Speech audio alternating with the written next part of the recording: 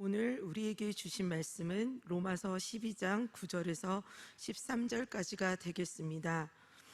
저와 여러분이 한 절씩 교독하신 후 마지막 절은 다 함께 합독하시겠습니다. 로마서 12장 9절에서 13절까지입니다. 사랑에는 거짓이 없나니 악을 미워하고 선에 속하라. 형제를 사랑하여 서로 위해하고 존경하기를 서로 먼저 하며 부지런하여 게으르지 말고 열심을 품고 주를 섬기라. 소망 중에 즐거워하며 환난 중에 참으며 기도에 항상 힘쓰며 성도들의 쓸 것을 공급하며 손 대접하기를 힘쓰라. 아멘. 너는 배우고 확신한 일에 거하라. 너는 내가 누구에게서 배운 것을 알며 또 어려서부터 성경을 알았나니 이 성경은 능히 너희로 하여금 그리스도 예수 안에 있는 믿음으로 말미암아 구원에 이르는 지혜가 있게 하느니라. 아멘. 여러분 디모데후서 3장 14절 15절 말씀의 내용으로 오늘 이 새벽 여러분들을 축복합니다.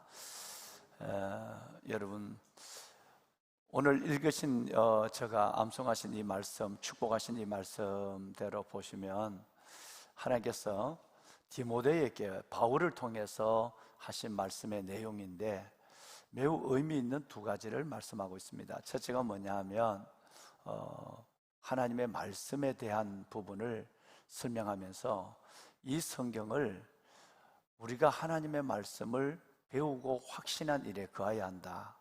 이 말씀을 배우는 일이 정말 중요하다.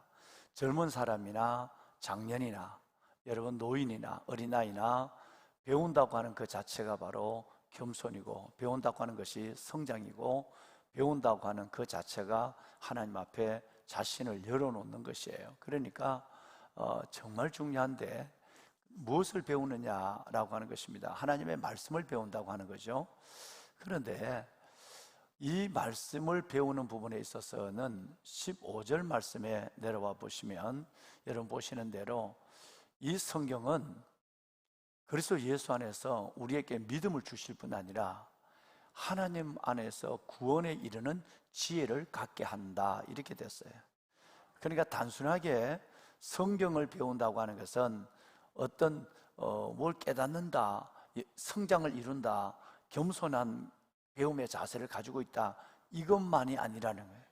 그것은 그리스도 예수 안에 있는 믿음을 갖게 하고 끝내는 구원에 이르는 지혜로 자라게 하는 이 놀라운 능력이 성경 안에 있다라고 하는 것입니다.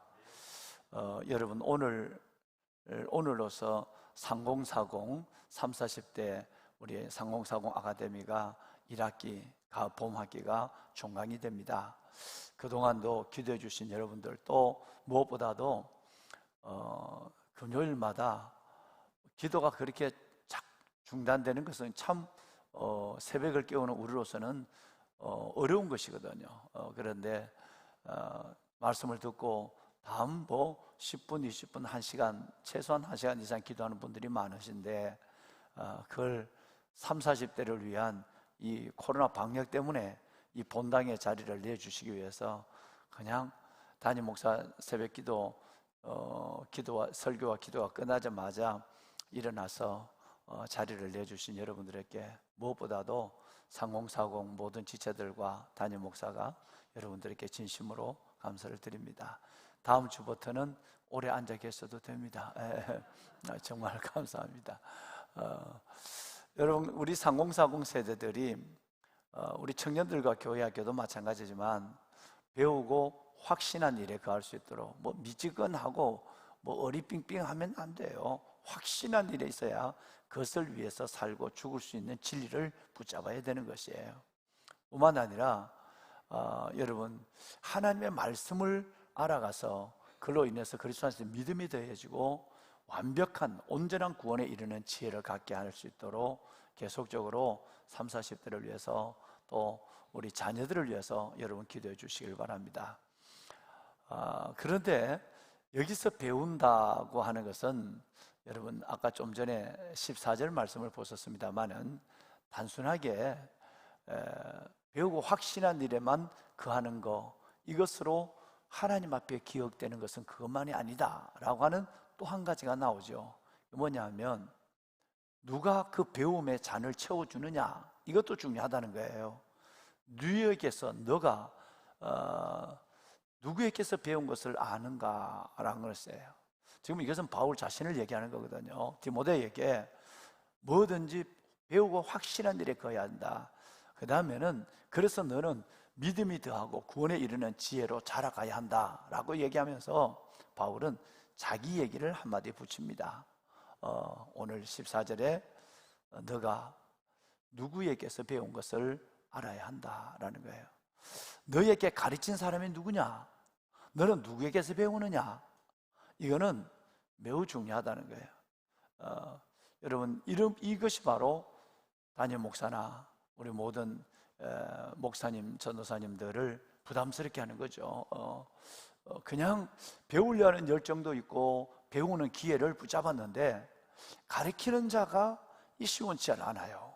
가르치는 자가 여러분 뭔가 경험된 지식을 전하지 못하고 확신 있는 하나님의 진리를 증가하지 못해요. 그러면 배우는 자나 가르치는 자가 다 여러분 불쌍해지는 거예요. 그래서 늘 이번에 10시간을 하면서도 뭐 짧은 시간 하나님 말씀을 나누는 시간은 30분도 안 돼요. 출근을 해야 되니까.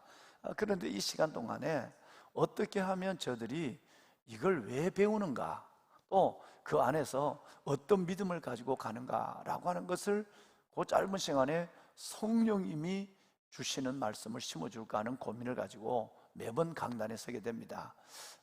그래서 하나님 앞에 우리 박종모 선교사님이나 저나 정말 책임 있는 사역자, 책임 있는 하나님의 말씀을 가르치는 주의 종이 되어서 이 젊은 분들을 든든하게 믿음의 지체로 세워가는 일에 부족하지 않아야 되겠다 하는 생각들을 늘 해봐요. 그런 의미에서 기도해 주신 여러분들께 감사하고 또 앞으로도 계속 담임 목사가 또 우리 사역자분들이 하나님 앞에 이 사역을 감당하면서 너는 내게 너가 누구에게 배운 것을 알며, 정말 이거 가르치는 자의 중요성을 다시 한번 깨달아서 저희들을 위해서 중보해 주시는 여러분들이 되었으면 좋겠습니다. 아멘. 네.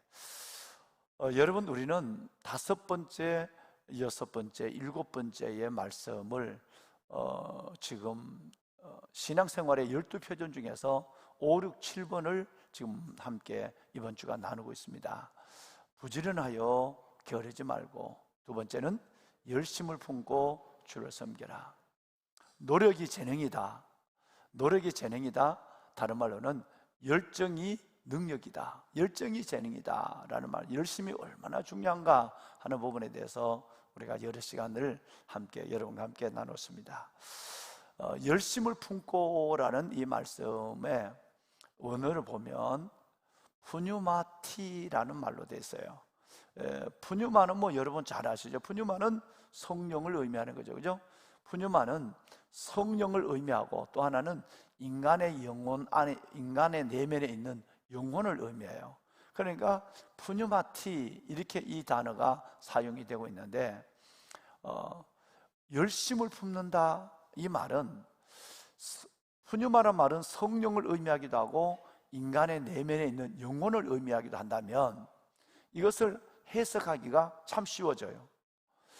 열심을 품고라는 이 말은 우리가 열정을 낼 수 있도록 우리에게 끝없이 능력을 부어주시는 성령님이 필요하고, 그 성령님의 이끄심의 열심을 따라 내가 하나님 앞에 순종할 수 있는 내 마음의 중심이 움직이는 노력, 열심을 다하는 내 마음의 중심이 필요하다는 거예요. 이것이 그야말로 His part and our part이에요. 하나님은 우리에게 내가 열심을 낼 수 있도록 하나님은 우리에게 성령을 부어주고 푸리마티, 또 하나는 우리 안에, 내 안에 있는 영혼이 그 성령의 이끄심을 받아서 내가 열심을 다한다는 거예요. 주님은 내게 성령을 부어주어서 열심을 내게 하는데 나는 그 일에 대해서 그냥 성령의 뜻을 거절하고 나태함과 게으름, 이만한 믿음에서 스스로 자신을 묶어두고 살아간다. 이건 안 된다는 거예요. 그래서 우리가 골로새서 1장 28, 29절을 다 암송하고 계시죠? 예. 우리가 그를 전파하여 각 사람을 권하고 모든 지혜로 각 사람을 가르치면 각 사람을 그리스도 안에서 완전한 자로 세우려 함이니 이를 위하여 나도 내 속에서 능력으로 역사의 힘을 따라 역사의 일을 따라 힘을 다하여 수고한다 그랬어요. 자, 여기 보면 두 역할이 분명합니다. 우리 안에 제자의 삶을 살 수 있도록 전파하고 권하고 가르칠 수 있도록 하나님이 이끄시는 성령의 역사가 있다면 그 성령의 역사를 외면하지 말고 그 성령의 역사에 마음을 닫지를 말고 나도 내 속에서 능력으로 역사하는 그 성령을 따라서 힘을 다하여 수고하는 열심히 내 안에 일어나야 한다. 내 안에서 역사하는 이 히스파스예요. 힘을 다하여 수고하는 사람 아우어파스예요. 여러분, 이 두 역할이 내 안에 있어야 된다. 그러면 아까 이 말씀을 올려드린 성경 원어적으로 푸뉴마티라는 이 단어는 이 두 가지를 얘기하는 거예요. 열심을 낼 수 있도록 너 그러면 안 돼. 이제 좀 이따 보시겠습니다만은 차든지 뜨겁든지 그렇게 해야 돼. 미지근하면 내가 너를 토해낼 거야 라고 주님께서 말씀하거든요. 그러면 라우디게아 교회에 대한 말씀인데 우리 안에서 뜨겁게 하나님 앞에 살고 뜨겁게 사역할 수 있도록 푸뉴마, 성령님이 나를 돕는다면 이제 나도 내 마음의 영혼이 그걸 받아서 열심을 내야 된다 이 말이에요. 네, 열심을 내야 돼요.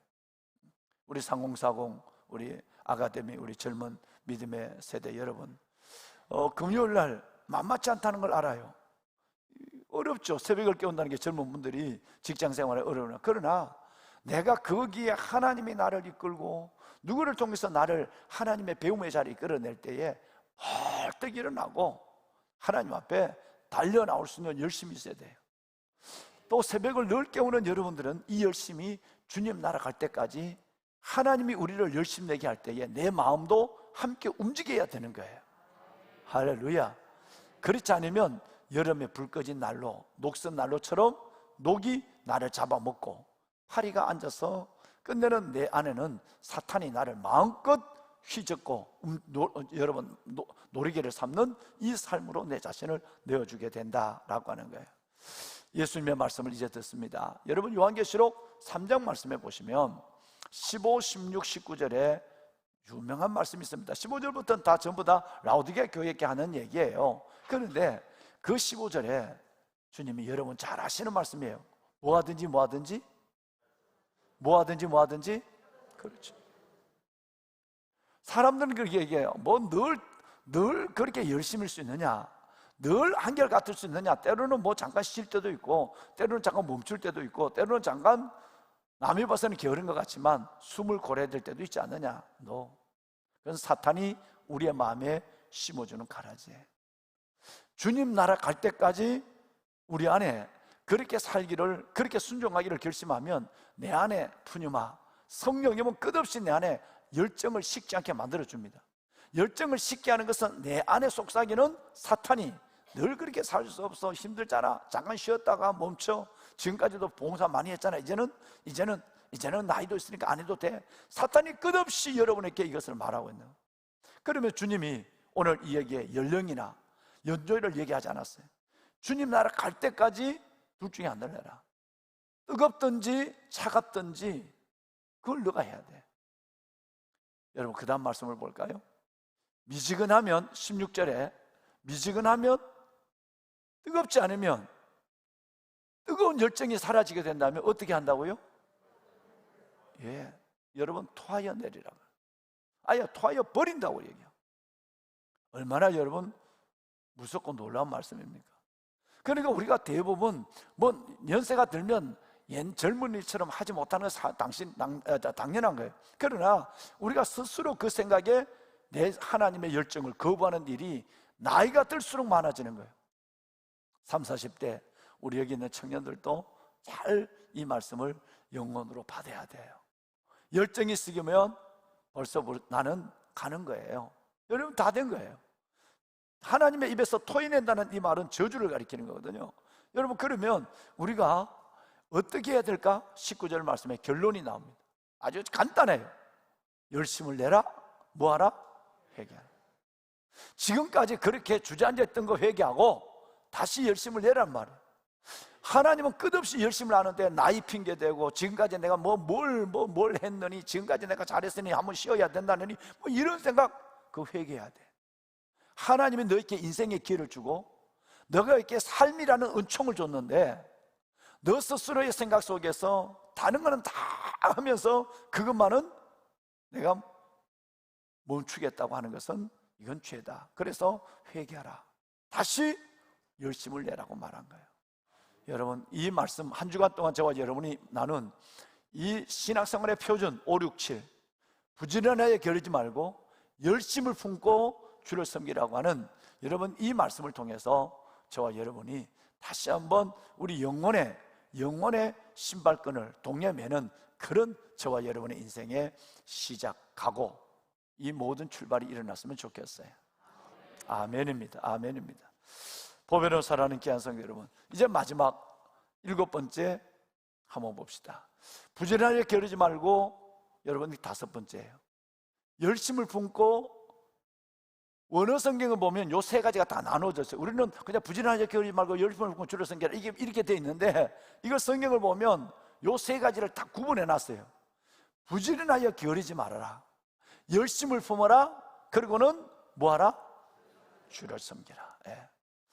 보배로운 여러분, 3가지 겉면이 주를 섬기라는 것으로 끝나죠. 그죠? 부지런하게 게으르지 말고 열심을 품고 주를 섬기라. 이 3가지 겉면, 여러분 5, 6, 7번이 주를 섬기라는 것으로 끝나게 되는 것입니다. 이것은 부지런함, 게으르지 않는 것, 그리고 열심의 목표가 끝내는 주님께 있다 이 말이에요. 이 뭐에 대한 열심이냐, 뭐에 대한 게으르지 않음이냐, 여러분 이것은 바로 주님에 대한 거예요. 만약에 먹고 사는 일에 열심을 내는 이 열심 같으면 주님은 이렇게 똑같은 말을 반복해서 강권하지 않습니다. 부지런해야 되는 것과 게으르는 것, 모든 것의 방향은, 목표가 뭐냐면 주님이라는 거예요. 성도들의 모든 신앙생활의 방향은 오직 예수로 향해야 합니다. 오직 예수예요.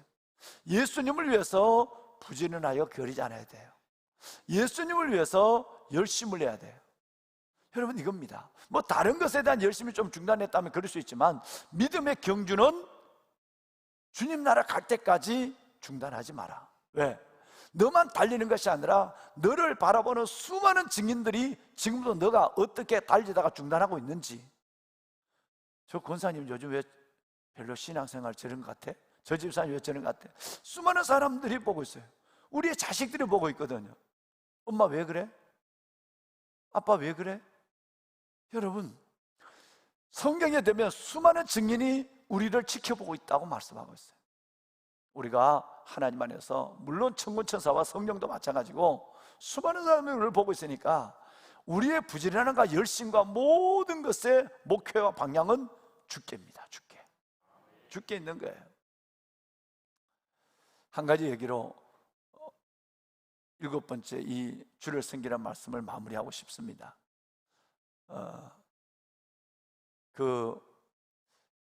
리처드 렘브란트 목사님의 2차 세계대전 때 그 독일군의 포로 끌려가서 가진 고문을 당하고 했던 리처드 렘브란트 목사님의 책은 참 유명하죠. 70년대에는 저는 리처드 렘브란트 목사님의 책을 읽고 며칠 동안 기숙사에서 잠을 못 잤어요. 그런데 그 책에 보면 이런 얘기가 나와요. 루마니아에서 예수를 믿다가 이렇게 비밀 경찰들에게 끌려와서 죽음을 당하잖아요. 감옥에 있다가 고문을 당하고 죽음을 당하고 뭐 그래요. 그러니까 고문을 하니까 내가 불어요. 누가 예수 믿는 사람인가? 불지 않으면 고문이 오니까, 그러니까 믿음을 버리고 누가 예수 믿는 사람이라고 고발을 하죠. 비밀 경찰에게. 그래서 막 루마니아 믿는 사람을 발본색원해요. 그러니까 그 리처드 범블란트 목사님도 목사님이니까 당연히 끌려와서 고문을 당하는 거죠. 누나도 끌려오고 그랬잖아요. 그 누나도. 그런데 30명쯤이 감옥에 빛도 제대로 들어오지 않는 어두컴컴한 음침한 추운 감옥에 예수 믿는 것 때문에 끌려온 30명이 제대로 하루에 빵 조각 하나 주는 그 치즈 한 토막과 여러분 그 치즈가 아니고 뭐예요? 그 하나 한 토막과 빵 한 토막을 주는 것 같고 하루 살아. 그러니까 몸무게가 뼈만 남고 가는 거예요. 그런데 어느 날 한 사람이 남자가 들어왔어요. 그러니까 어두우니까 누가 누군지 몰라요. 한참 보니까 희미한 불빛에 보니까 깜짝 놀랐어요.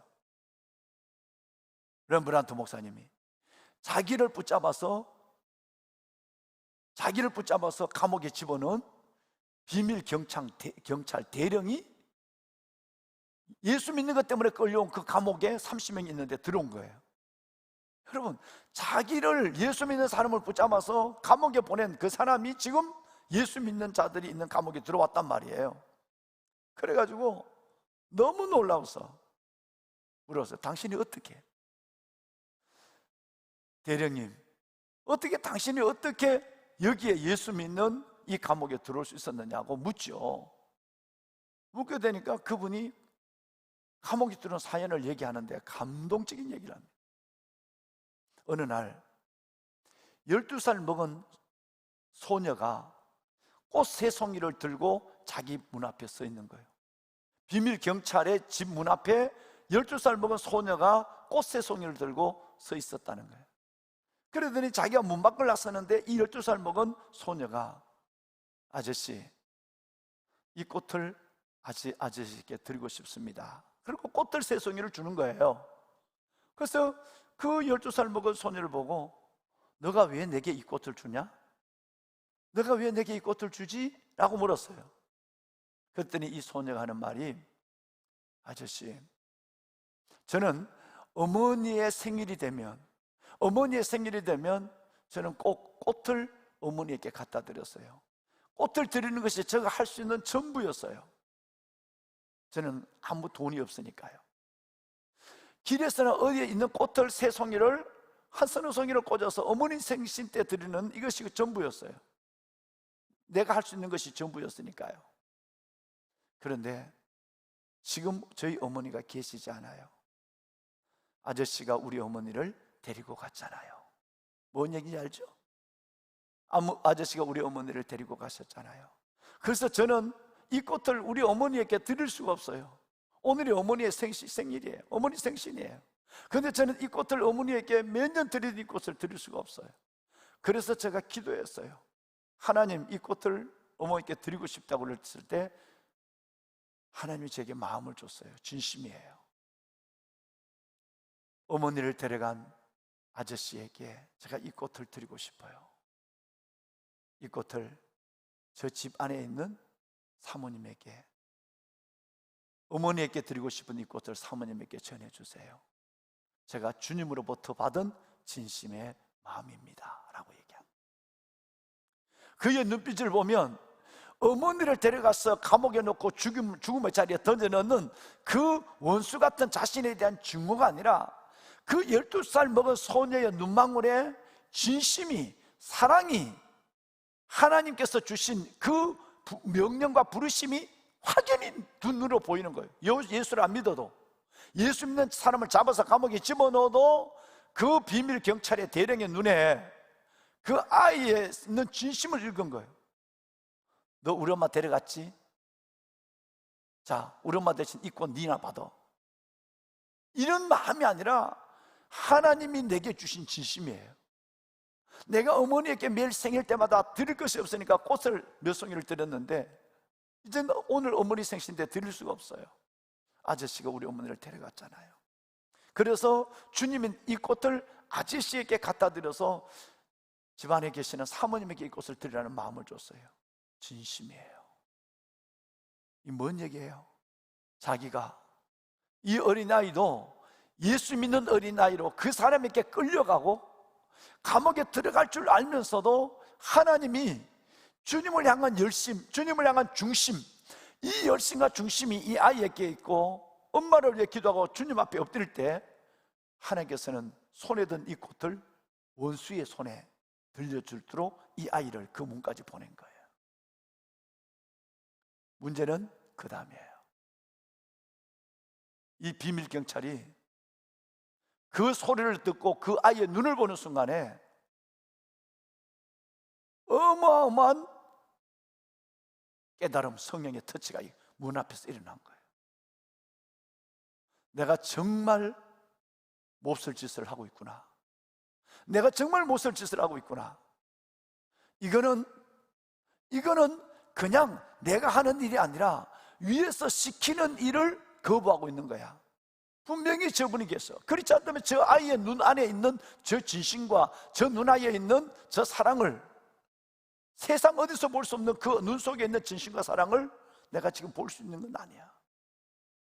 여러분, 이 믿는 사람을 잡아서 감옥에 집어넣었던 이 비밀 경찰이 그 아이를 통해서 주님 앞에 자신의 길을 회개하고 주님을 영접했어요.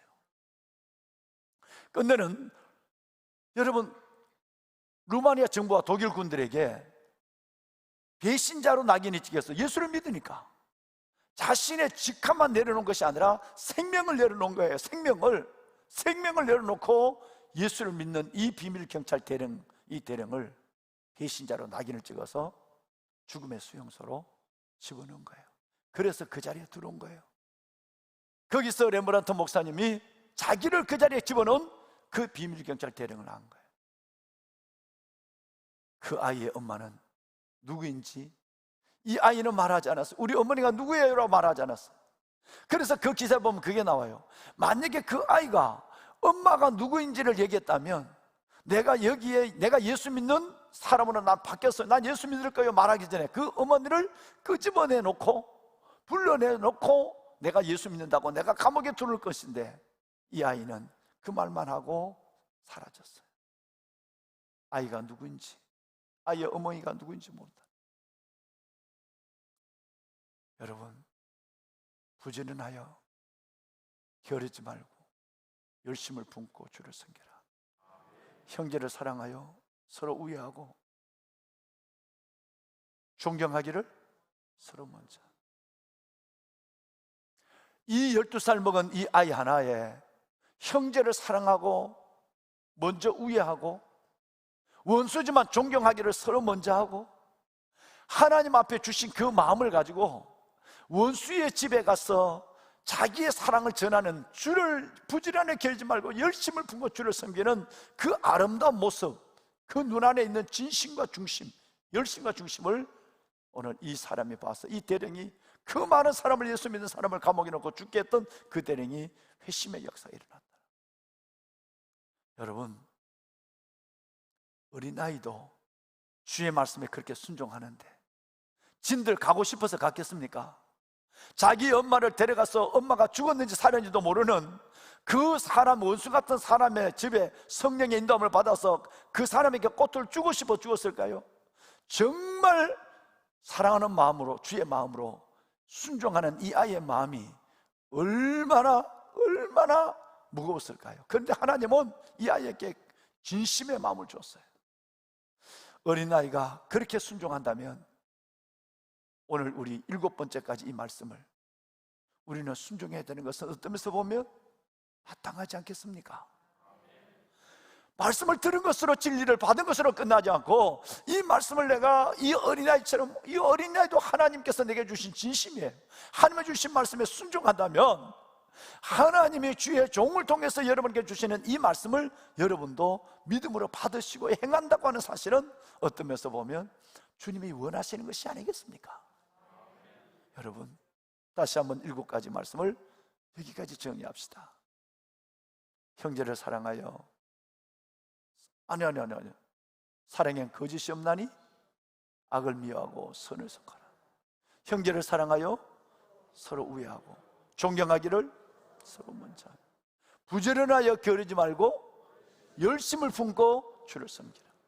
나머지는 우리 다음 월요일부터 시작하도록 하겠습니다. 여러분, 제발 흘러가는 진리가 되지 않았으면 좋겠어요. 저의 가슴에서 경험된 진리가 여러분의 삶에서도 경험되기를 주의 이름으로 축원합니다. 우리 한번 손을 듭시다. 보배로운 여러분, 로마서 11장 하나님의 말씀에 보면 만물이 주께로 나오고 주로 말미암고 주께로 돌아갑니다. 영광이 세세토록 그에게 있을지어다 라는 말씀으로 11장은 끝납니다. 우리가 함께 배웠던 이 말씀이에요. 만물이 주께로 나오고 만물이 주로 말미암고 만물이 주께로 돌아갑니다. 모든 것들은 다 목적과 방향은 주를 향합니다. 주를 섬기라. 하나님, 순종할 자세가 되어 있습니다. 순종할 자세가 되어 있습니다. 주님 말씀하여 주옵소서. 그 마음으로 오늘 가정에서, 오늘 성전에서 새벽을 깨웁니다. 하나님, 부지런하여 게으르지 않고 열심을 품고 주를 섬기는 내가 되게 하여 주옵소서. 그 어린아이가 하나님의 말씀을 순종하며 원수의 집 앞에까지 가서 그 사랑을 전한 것처럼 하나님, 우리에게도 경험된 진리, 순종하는 진리의 말씀에 순복의 은혜가 있게 하여 주옵소서. 하나님, 나를 남은 인생 가운데 하나님의 말씀 안에 살 수 있는 믿음의 사람으로 세워 주옵소서. 우리 다 같이 주님을 세 번 부르고 기도하시며, 특별히 오늘 말씀을 붙잡고 기도하고 우리의 자녀들과 청년들, 3040 이 세대를 위하여 축복하며 기도해 주시길 바랍니다. 우리가 주님을 세 번 부르고 기도합니다. 주여, 주여, 주여. 여호와 살아계신 아버지, 아버지 은혜와 주의 놀라운 사랑을 감사합니다. 사랑의 거짓이 없나니 악을 미워하고 선을 속하고 형제를 사랑하여 서로 우애하고 존경하기를 서로 먼저 하며 부지런하여 게으르지 말고 열심을 품고 주를 섬기라. 하나님, 모든 것이 다 주님께로 귀결이 됨을 알았습니다. 만물이 주께로부터 나오고 주로 말미암고 주께로 돌아갑니다. 세세의 영광이 그에게 영원히 있을지 하나님